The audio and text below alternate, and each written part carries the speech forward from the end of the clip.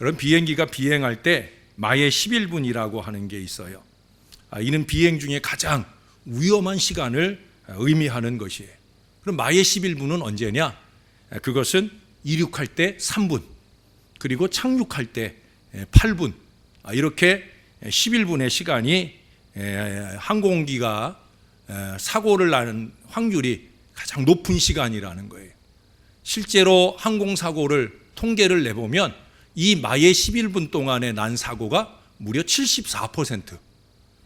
대부분의 항공기가 거의 이 시간에 사고가 난다고 해도 과언이 아닐 거예요. 그래서 비행사들도 제일 신경이 곤두서는 때가 언제겠어요? 비행기가 이륙할 때 3분. 그래서 완전히 이륙해가지고 이제 어느 정도 고도에 올라갈 때까지. 그래서 비행기 그 기장이 안내 방송을 하는 거는 그게 다 올라가고 난 뒤에 이제 됐다 싶을 때 안내 방송을 하잖아요. 기장의 목소리로 Ladies and gentlemen 그러면서 안내 방송을 시작하잖아요. 못 타봐서 모르는구나. 농담이고요. 또 이제 내려올 때도 마찬가지예요. 내려올 때는 올라갈 때보다 시간이 더 오래 걸리죠. 멀리서부터 내려와서 또 하늘을 위해서 움직이는 게 아니라 지상에서 착륙해서 자리를 잡아가는 거기 때문에 그만큼 8분 동안 어려운 시간들을 지나게 되었다는 거예요.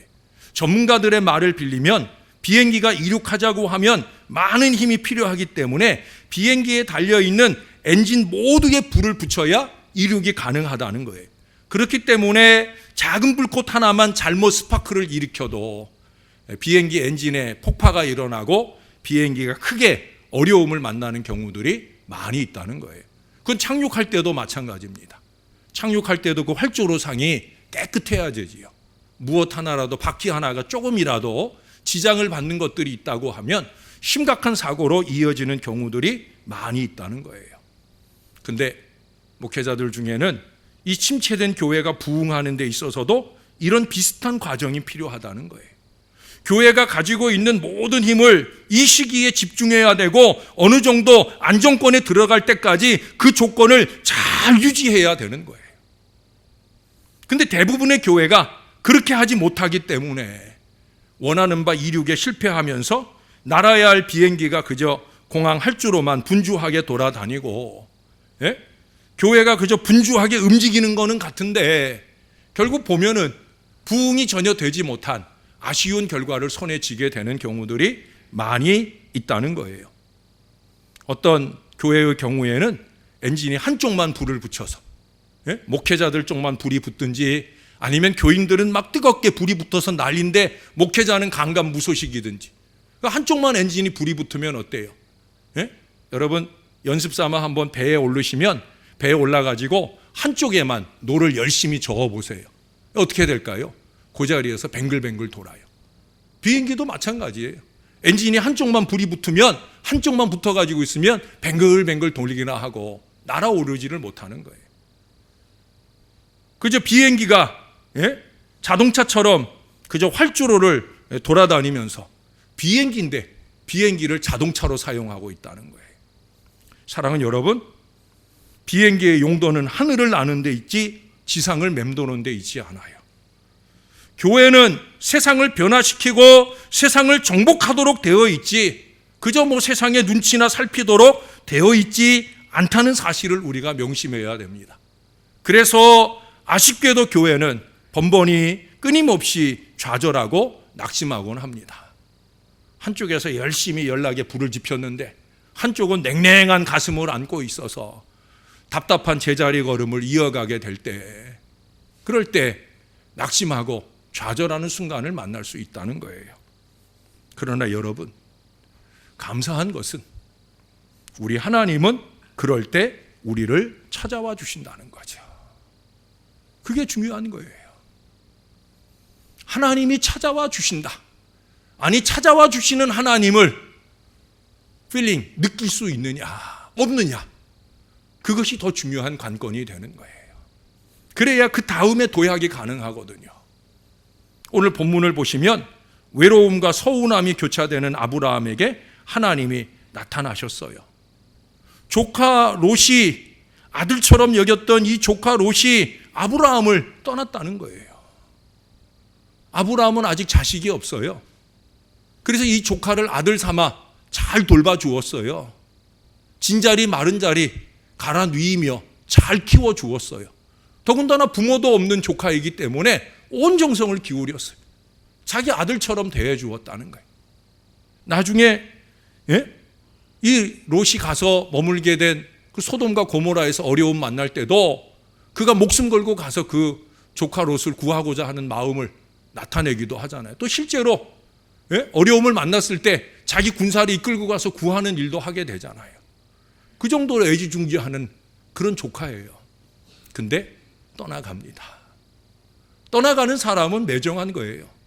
떠나가는 사람은 심지어 피를 나는 조카라고 할지라도 그저 자기 보기에 좋은 것 찾아서 그냥 가게 되는 거예요. 홀로 남아있는 이 작은 아버지 아브라함의 마음은 전혀 생각하지 않는 거예요. 사람은 그래요. 여러분, 사람은 그래요. 여러분들도 여러분들의 인생 속에서 충분히 경험해 봤잖아요. 사람은 그래요. 있을 때만 좋은 거지 떠나버리면 아무것도 아닌 인생이 되는 게 사람일 수 있다는 거예요. 그러나 여러분, 다행히 하나님은 아니시라는 거죠. 우리가 허전한 그 마음 갖고 가슴 답답해 할 때, 저 구석진 토굴 같은 기도원의 한쪽 자리를 무릎 꿇고 애타게 매달릴 때, 그때 하나님은 어김없이 다가오신다는 거예요. 오늘도 보세요. 14절에 보시면 하나님께서 롯이 아브라함을 떠난 후에 여호와께서 아브라함에게 이르시되 다가오셨어요. 그리고 용기 백배할 말씀을 오늘 아브라함에게 주셔요. 너는 눈을 들어 너 있는 곳에서 북쪽과 남쪽 그리고 동쪽과 서쪽을 바라보라. 할렐루야. 새해를 맞아 이 위대한 하나님의 음성을 우리 온 교인들이 들어야 되는 거예요. 여러분, 저쪽만 보지 마셔요. 물론 저쪽에 3000세대에 많은 사람들이 입주하는 건 맞아요. 근데 저쪽만 보면 안 된단 말이에요. 연초에 하나님의 말씀으로 이 말씀을 저에게 감동하신 이유가 무엇이겠습니까? 제가 설교 제목을 놓고 고민을 많이 했어요. 하나님 관점에서 찾아와 주십니다 할까? 아니면 이 14절의 말씀처럼 동서남북을 바라보라 할까? 고민을 많이 했어요. 여러분, 많은 세대가 입주하는 저곳이 우리에게 황금어장이 될 수도 있지만 그것만이 아니라는 거예요. 어디 거기만 구원받을 사람이 있습니까? 사실은 거기는 구원받을 사람보다 구원받은 사람들이 많잖아요. 솔직히 우리가 기대하는 게 뭐예요? 이동교인을 기대하고 거기 전도하는 거지 세교인들 구원하자고 그 자리 보는 거 아니거든요. 사실은 우리의 시선은 그쪽을 보기보다는 어디를 봐야 돼요? 여기를 봐야 되고 여기를 봐야 되고 여기를 봐야 되는 거예요. 그래서 동서남북을 바라봐야 되는 거예요. 그저 거기 많은 사람들이 한꺼번에 온다고 이동교인으로 그저 자동 부흥되겠다는 생각으로 우리가 그런 얄팍한 마음 가지고 부흥을 기대한다면 그러면 안 되는 거예요. 그래서 하나님이 저를 통해서 우리에게 먼저 하게 하신 일이 뭐예요? 동네 한 바퀴 돌게 하는 거예요. 거기만 뺑뺑 돌고 있지 말고 좀 크고 넓게 보면서, 하루는 이쪽을 돌고 하루는 이쪽을 돌고 하루는 이쪽을 돌고 하루는 이쪽을 돌고 동서남북을 도는 거예요. 지금 전도도 마찬가지잖아요. 전도를 내가 어디 한정해서 하라 합니까? 아니잖아요. 감동받는 대로 신월 7정도 가고 신월 6동도 가고 뭐 신월 1, 2동, 2, 3동 쪽도 가고 가야 되는 거예요. 동서남북을 바라보라. 이게 아브라함에 대한 축복의 말씀일 뿐만 아니라 저와 여러분을 향해 주시는 축복의 음성인 줄로 믿습니다. 하나님의 모든 자녀에게 주시는 말씀이에요. 하나님은 건강 때문에 고독해 있을 때 우리들을 찾아오셔요. 하나님은 물질로 인해 남모르는 눈물을 흘릴 때 우리들을 찾아오십니다. 하나님은 신앙을 지키기 위해 홀로 의로운 길을 걷고 있을 때, 그럴 때 분명히 우리를 찾아와 주시더라고요. 하나님의 위로가 필요할 때, 하나님의 도움이 필요할 때, 그때마다 우리에게 나타나 주신다는 거예요. 반드시 나타나시고 만나주시고 안아주시고 길을 제시해 주셔요. 저는 이거 분명히 말할 수 있어요. 저의 오랜 신앙의 연륜 속에서, 저의 오래된 목회의 연륜 속에서 저는 무수히 다가와 주시는 이 하나님을 만났어요. 아마 이 하나님 만나지 못했으면 전 여러분 앞에 있지 않아요. 앞으로도 마찬가지일 거예요. 여러분이 그것을 느낄 때가 올 수도 있을 거예요. 여러분, 믿음은 소원을 갖습니다. 누군가 하나님을 믿는 그 순간 하나님은 그에게 소원을 주셔요. 하나님은 그에게 소원을 주시고 그 소원을 이루어 가신다고 빌립보서 2장 13절은 말씀해 주시고 있습니다. 믿음의 사람들은 이 소원을 이루기 위해서 절대로 넘어지지 않아요. 비틀거리는 순간은 있을 수 있죠. 또 잠시 넘어지는 순간도 있을 수 있을 거예요. 그러나 다시 일어납니다. 오뚜기처럼 일어서는 거예요. 적어도 하나님만 믿고 의지하는 하나님의 사람이라면 반드시 그런 거예요. 그렇기 때문에 하나님께서 주신 소원을 위하여 땀과 눈물과 피에 이 세 가지 액체를 열심으로 흘리며 살아가게 되는 거예요. 믿음의 사람들은 하나님께서 주신 꿈을 따라 살기 때문에 환경을 초월하고 나이를 초월하고 사람의 말을 초월해서 살아가게 되는 거예요. 이 소리 저 소리 잡소리에 휘둘리지 않는다는 거예요. 그게 바로 믿음입니다. 그게 좌절의 활주로를 벗어나서 희망의 미래로 날아오르는 믿음인 거예요. 혹여라도 앞으로 부족한 종이 여러분들의 말씀 중에 무시하고 나아가는 말이 있다고 하면 여러분 용서해 주세요. 사도행전 4장 19절을 보시고 5장 29절을 보시면서 용서해 주셔요. 내가 사람의 말 듣는 것보다 하나님의 말씀을 듣는 것이 더 옳지 않습니까?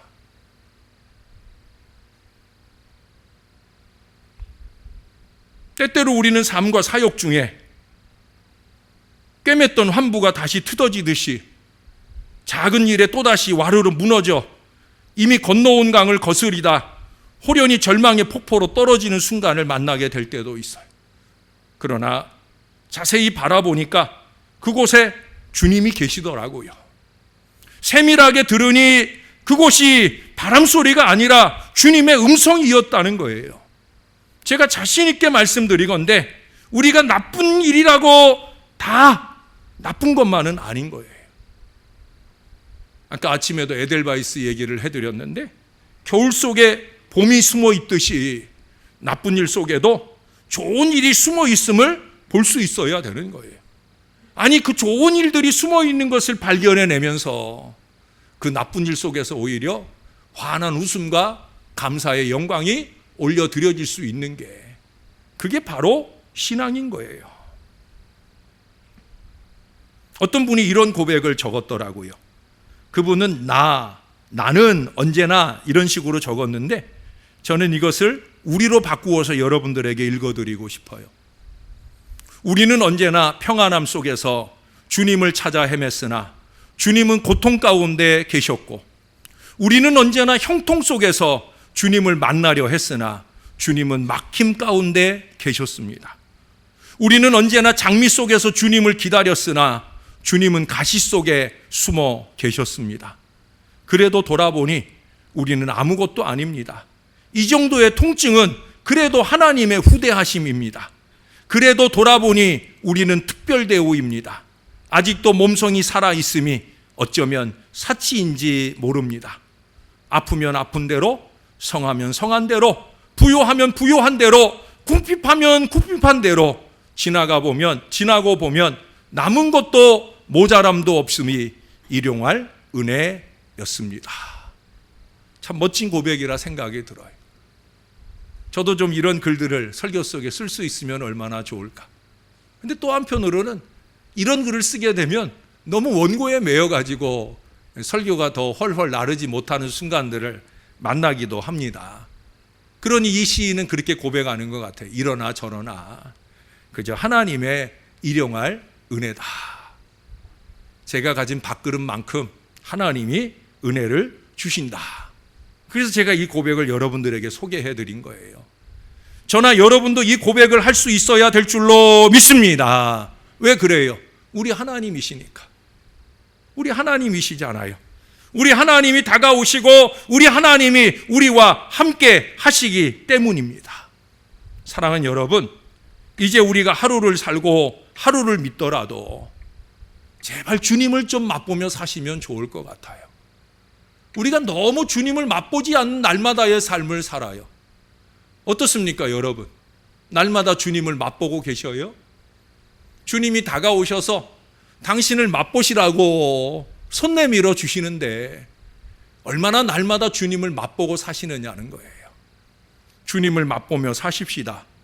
옥중에서도 찬송을 참지 못했던 그 바울의 영성으로 날마다 살 수 있어야 되는 거예요. 돌이 날아오는 순교 앞에서도 천사의 얼굴이었던 그 스테반의 얼굴로 웃을 수 있어야 된다는 거예요. 기도하면 죽인다 하는 그 어명을 알고서도 하루 3번 엎드렸던 다니엘의 그 기도의 영성으로 날마다 살 수 있어야 되는 거예요. 그러면 우리는 다음과 같은 삶이 가능할 수 있습니다. 이 삶은 저의 고백이기도 해요. 아픈 것은 아픈 것이고 주님 때문에 그냥 좋은 하루를 살 수 있어요. 그렇잖아요, 여러분. 여러분들 중에 얼마나 많은 사람들이 병을 가지고 계셔요. 그것 때문에 신음할 수밖에 없지만 주님을 믿는 저와 여러분은 아픈 것은 어제도 아팠고 오늘도 아팠고 내일도 아플 건데 아픈 건 아픈 거고 나는 그저 주님 때문에 행복해. 여러분 말할 수 있기를 바랍니다. 속상한 것은 속상한 것이고 그냥 주님 때문에 기쁘고 감사한 하루를 좀 살아보자는 거예요. 가난한 것은 가난한 것이고 그저 주님으로 마냥 좋은 은혜의 하루를 좀 살아보자는 거예요. 힘든 것은 힘든 것이고 그냥 주님으로 말미암아 헐헐 날려버릴 수 있는 마음으로 좀 살자는 거예요. 사람과 관계하고 사니 얼마나 억울하고 분할 때가 많습니까? 그렇더라도 그냥 주님으로 행복한 하루를 지내보자는 거예요. 내 뜻대로 안 되는 일들이 얼마나 많아요. 내 뜻대로 되는 일보다 내 뜻대로 안 되는 일들이 더 많은데 그건 그런 것이고 우리는 주님이 새롭게 열어주실 또 다른 믿음의 미래를 기대하면서 믿음의 부자로 살아보자는 거예요. 내일 당장 굶어 죽는다 할지라도 오늘은 주님의 이름을 부르며 그 이름으로 다가오시는 우리 주님과 함께 황홀한 시간을 좀 지내보자는 거예요. 내일이면 세상이 끝난다 해도 그때는 주님이 오시는 날이니 우리에게 더 많은 기대를 가지고 오늘 행복한 잠자리를 찾아 들어갈 수 있다라고 하는 거예요. 어디 한 곳 기댈 곳이 없는 순간을 만나게 되시지 않아요? 사방이 꽉꽉 막혀 있다고 할지라도 그럼 뭐가 걱정이겠습니까?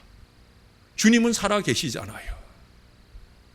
동서남북 어디를 봐도 날 도와줄 사람 하나도 없어 보여도 하늘을 바라보니 그분이 날 도와주시려고 기다리고 계시니 그것이면 충분하지 않느냐는 거예요. 이 사람에게 거절당하고 저 사람에게 외면당하면 어떻습니까? 주님은 한 번도 우리 손을 뿌리치시지 않는데 여러분 그거면 최선이 아니겠느냐는 거예요. 걱정이 안 되는 걱정이 안 되는 그것이 오히려 걱정인 그런 은혜가 우리 가운데 넘침을 통해서 오늘 하루 이 주일을 오늘만 아니라 날마다의 하루 이 한 주간을 좀 잘 살아보면 좋지 않겠느냐. 왜 그래요? 그게 믿음이니까. 믿음이 다른 거 아니란 말이죠. 물론 제가 나열한 일들이 어렵고 힘드실 거예요. 왜? 우리 연약한 사람이니까. 그러나 나 혼자서는 힘든 일이지만 날 도와주시려고 찾아와 주시잖아요. 내가 찾아가야 만나는 것일 뿐만 아니라 그보다 더 나를 찾아와 주시잖아요. 하나님께로 더 가까이 내가 가려고 영부림치지 않아도 언제나 명준아 하고 다가와 주시더라고요. 우리를 만나러 찾아와 주시는 그 주님을 모시는 믿음, 그것은 바로 이와 같은 믿음이라는 거예요. 여기서 우리가 잊지 말아야 될 게 있어요. 겹겹이 쌓여가는 고난 속에도 하나님의 섭리가 있다는 거예요. 여러분, 섭리신앙을 좀 가져보세요. 여기에도 뭔가 하나님의 뜻이 있을 거야. 따라해 보세요. 여기에도 무엇인가 하나님 뜻이 있을 거야. 분명히 있어요. 특별히 고난의 상황으로 다가오는 어려움일 때에는 더더욱더 하나님의 뜻이 있어요.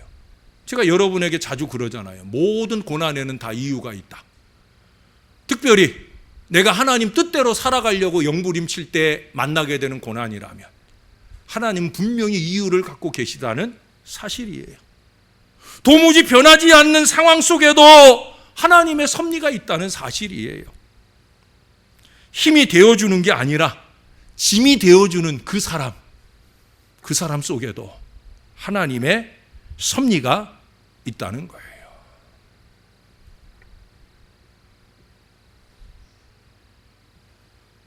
길고 긴 하나님의 침묵과 악인의 형통 속에서 그 악인의 형통을 부러워하지 않아도 될 이유, 하나님의 섭리가 있기 때문이에요. 이해와 용납이 안 되는 엉겅퀴 같은 상황 속에서 하나님의 섭리는 숨어 있고요. 그 섭리가 활짝 아름다운 꽃으로 피어날 때 우리는 분명한 위로로 찬송으로 넘치는 결말을 보게 될 거예요. 여러분, 그것을 믿으십니까? 그것을 믿으셔야 돼요. 그게 믿음이에요. 그 믿음이 우리 안에서 희망이 된다니까요. 그 희망이 밝은 미래를 주님과 함께 갈 수 있는 이유가 된다니까요. 믿음은 어떤 경우에도 우리 하나님을 신뢰하는 거라고 그랬잖아요. 일이 좀 어렵고 힘들다고 해서 사람 찾아다니는 게 아니란 말이에요. 전화통 붙드는 게 아니란 말이에요. 제가 최근에 새롭게 더 깨달은 게 그거예요. 더 하나님께 무릎 꿇는 거예요. 제가 여러분들에게 문자 드릴 때마다 더 기도하겠습니다, 늘 기도하겠습니다라고 적어드리는데 제가 제 자신의 목회나 제 자신의 신앙을 위해서 더 무릎 꿇어야 되겠다 하는 사실을 알게 되어요. 여러분, 하나님을 더 신뢰하는 거예요. 결국 길은 그분에게 있는 거거든요. 그게 저와 여러분들의 믿음이에요. 우리는 어떤 경우에도 감사하는 마음으로 살게 하는 그 믿음을 가져야 되는 거예요. 어떤 경우에도 순종하며 살게 하는 힘, 바로 그 믿음을 가져야 되는 거예요. 그래야 역설적인 믿음의 진리 가운데 나아가게 되어집니다. 조금만 더 귀를 기울여 보세요.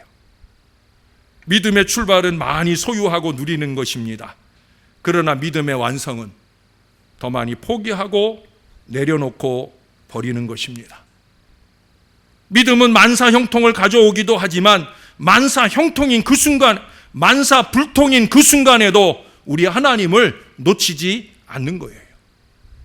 믿음은 문제 해결의 지름길도 되지만 극한 문제 속에서도 우리 하나님의 섭리를 보게 하는 거예요. 믿음은 소원 성취도 이루게 되지만 사방이 막혀있는 그 순간에도 우리 하나님을 기다릴 수 있는 거예요. 성숙한 믿음은 최악의 상황을 최선의 상황으로 바꾸기도 하지만 최악의 상황 속에서도 우리 하나님과 함께 최선의 삶을 살게 하는 힘인 거예요. 믿음은 감옥문을 열어주기도 하지만 닫혀진 감옥 안에서도 찬송을 부르게 하는 힘이잖아요. 진정한 믿음이란 감옥을 궁궐로 바꾸어 주기도 하지만 감옥 같은 환경 속에서 나의 마음을 궁궐 같은 마음으로 바꾸어 주는 것, 그것이 우리의 믿음이에요. 아니, 하나님께서 다가오셔서 내 마음 어루만져 주시며 내 마음에 주시는 강력한 믿음인 거예요. 여러분, 이 믿음에 대하여 끝없이 묵상할 수 있게 되기를 바랍니다. 제가 여러 시간을 집중해서 믿음이 무엇일까? 믿음이 무엇일까? 여러 가지 상황들을 이때여 비교해 보면서 진정한 믿음이란 이런 거겠구나. 환경과 형편을 나아지게 하기도 하지만 때로 나의 시작과 시각과 관점과 해석의 능력까지 확 뒤집어 바꿔주시기도 하는 거구나. 여러분, 한 주간 동안 한번 숙제를 해보셔요. 나에게 있어서 믿음은 뭘까? 믿음은 역설입니다. 지금까지 여러분이 믿음이라고 생각해 왔던 그것을 좀 뒤집어서 생각을 해보셔요. 전혀 다른 시각으로 다가오는 믿음을 경험할 수 있어요. 그 믿음이 나에게 큰 위로로 다가온다니까요. 그래서 또 한 가지 잊지 말아야 할 성숙한 믿음이 뭐냐?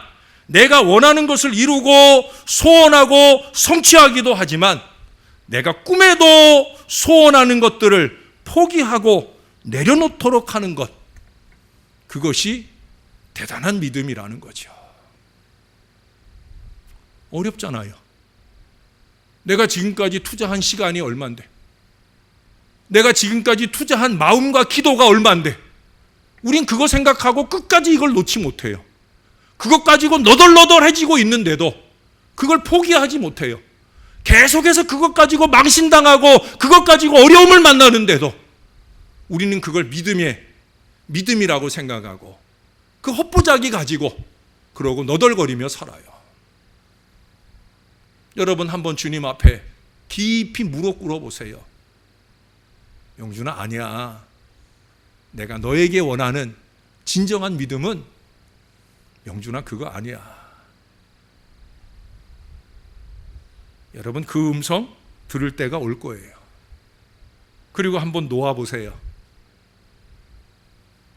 그 순간 정말 세상이 줄 수도 없고 세상이 알 수도 없는 놀라운 평안의 은혜가 임하게 돼요. 그건 세상 누구도 우리에게 줄 수 없는 거예요. 세상이 주는 것은 때때로 주었다가 그보다 더 크게 빼앗아 가기도 합니다. 그러나 주님은 그러지 않으셨어요. 언제나 그러지 않으셨어요. 저는 이 부분들은 얼마든지 여러분들에게 자신 있게 말씀드릴 수 있어요. 이것이 가능하게 하기 위하여 우리는 날마다 바울처럼 죽어야 됩니다. 결국 해답은 다른 데 있지 않아요. 죽어야 되는 거예요. 믿음은 아무 응답이 없고 아무런 징조가 없는 그 순간에도 또다시 우리로 하여금 기도하게 합니다. 아니, 더 기도하게 합니다. 더 기도할 수 있는 그 자리로 가는 게 그게 믿음이에요. 골몰하고 가슴 답답해하고 두근거리는 가슴을 끌어안고 그렇게 울며 불며 애쓰는 게 아니라 주님께 더 무릎 꿇고 다가가는 거예요. 여러분, 이게 성경이 말하는 믿음의 진리예요. 성경 전체를 함축해서 말할 수 있는 진리다라고 말할 수도 있을 정도의 바로 그 믿음이에요. 여러분들이 믿음 있느냐 없느냐를 가늠하는 척도는 다른 데 있지 않아요. 나는 과연 크고 작은 어려움을 만날 때 하나님께 더 무릎 꿇느냐 아니냐에 있는 거예요. 믿음은 큰 인내를 가지고 우리 하나님을 기다리고 바라는 거잖아요. 그러니 더 무릎 꿇어야 되지요. 내가 그 상황을 바꿀 수 없는데, 내가 그 사람을 절대 바꾸지 못하는데 내가 할 수 있는 일이 뭐가 있겠습니까? 하나님께 더 무릎 꿇는 거예요. 남들이 보거나 보지 않는 그 순간에 내가 하나님께 더 무릎 꿇을 수 있을 때, 그때 주님이 찾아와 주셔요. 이런 믿음의 축복이 저와 여러분의 가정과 기도의 제목과 아픔과 한과 억울함과 분함과 상처 속에 날마다 스며들 수 있게 되기를 주님의 이름으로 소원합니다. 그리고 구체적이고 실제적인 주님의 위로와 격려하심이 늘 우리를 찾아와 주셔서 저와 여러분의 모든 과거와 현재, 올 한 해 그리고 작은 신음까지도 치료해 주시고 고쳐주시고 회복시켜 주시는 은혜가 넘쳐날 수 있게 되기를 오늘도 임마누엘 하시는 우리 주 예수님의 이름으로 간절히 축원합니다. 기도하겠습니다. 아버지 감사합니다. 참으로 감사합니다. 믿음을 새롭게 점검하게 해주시니 감사합니다. 믿음의 조상 아브라함에게도 사람으로 인하여 실망하는 때가 있었습니다. 상황으로 인하여 실망하는 때가 있었습니다. 그때 하나님이 찾아와 주셨습니다. 동서남북을 바라보라고. 그 사람이나 그 상황에 연연하지 말고 내가 내게 지시할 그 미래를 바라보라고. 무엇보다 너를 내려다보고 있는 나를 향하여 너의 눈을 들고 보라고. 주님이 말씀해 주시는 것을 감사합니다. 새해를 믿음으로 열어보려고 준비하고 영부림쳤는데 그 믿음이 좌절되는 순간을 만날 때도 있사온데 그런 순간에라도 주님은 여전히 우리의 주님이 되어주시는 줄로 믿습니다. 저와 함께 이 모든 주의 자녀들이 찾아와 주시는 주님을 만날 수 있게 도와주시옵소서. 무릎으로 주님께 나아가 나를 배반한 상황과 환경과 사람을 원망하지 아니하고 내게 힘을 더하실 주님의 이름 부르며 내게 다가와 주시는 주님의 손 붙들고 그 어려움을 이겨낼 줄 아는 신실한 자녀들이 되게 하여 주시옵소서. 주님, 우리에게 믿음이 필요합니다. 그저 큰 소리나 치는 그런 헛믿음 말고 주님 앞에 뜨거운 눈물을 쏟아내는 제대로 된 믿음이 필요합니다. 믿음을 죽게 보이는 한 사람의 목회자, 믿음을 죽게 보이는 한 사람 한 사람의 성도들이 모여서 신월 제1교회가 되게 하시고 이 교회를 통해 이루고자 하시는 이 한 해 동안에 이 10년 동안의 부흥의 큰 미래를 은혜로 열어갈 수 있도록 도와주시옵소서. 찾아와 주시는 주님 다시 한번 감사합니다. 종에게만 찾아오지 마시고 이 주의 백성들에게 찾아가 주셔서 얘야, 믿음은 그런 거 아니다. 믿음은 이런 거야 라고 설명해 주시고 제대로 된 믿음의 걸음으로 함께 동행하며 나아가고 주님이 주시는 새 소원을 능력 있게 이루어가며 행복해질 수 있도록 우리를 도와주시옵소서. 감사합니다. 예수님 이름으로 기도합니다. 아멘.